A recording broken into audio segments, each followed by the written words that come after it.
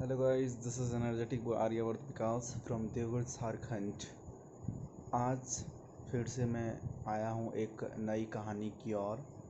आज की जो मेरी कहानी है वो बिहार की है और बिहार तो हर जगह प्रसिद्ध है ही और हर क्षेत्र में ही प्रसिद्ध है। तो मैं आज की जो कहानी बताने जा रहा हूँ एक डॉक्टर की है और उस डॉक्टर का नाम है अरविंद सक्सेना।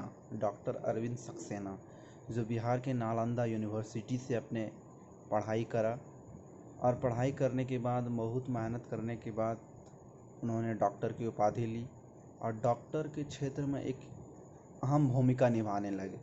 जब वो अहम भूमिका निभाने लगे तो बहुत उनके क्लिनिक में भीड़ होने लगा। उन्होंने जांच करने लगा। एक होम्योपैथी के वो बेहतरीन डॉक्टर थे। जब उन्हें डॉक्टरी करना शुरू करा तो उसके बाद बहुत सारे भीड़ आने लगे। तो कुछ समय के बाद उन्होंने जो उनका देखने का चार्ज था वो 25 रुपीज़ का था। डॉक्टर अरविंद सेना 25 साल की उम्र में 25 रुपीज़ का ट्रीटमेंट करते थे और बेहतरीन ट्रीटमेंट करते थे। फिर हर कोई जानने को उत्साहित था कि ये इतने बड़े अच्छे डॉक्टर हैं और 25 रुपया में ये ट्रीटमेंट क्यों करते हैं। जाहिर सी बात है, एक आम अच्छा आदमी अगर कम पैसा में अगर अच्छा चीज़ दे तो कहीं ना कहीं उस पर नज़र तो होता ही है, या फिर वो ख़राब सामान दे रहे हैं या फिर कुछ तो बात है। ये हर किसी के मन में सवाल उठता है, जाहिर सी बात है। फिर मीडिया भाई उनके पास गए और पूछे कि आप 25 रुपया में ट्रीटमेंट कर रहे हैं, आप इतने बड़े डॉक्टर हैं, आप नालंदा यूनिवर्सिटी के विद्यार्थी रहे हैं, तो इतना कम अमाउंट में आप ट्रीटमेंट क्यों कर रहे हैं। जब पत्रकार उनके यहाँ पहुँचा, उनके क्लिनिक में पहुँचा, तो उन्होंने कहा कि पैसा कमाना ही नहीं सबसे बड़ी बात है, लोगों की मदद करना भी सबसे बड़ी इंसानियत है आज की युग में।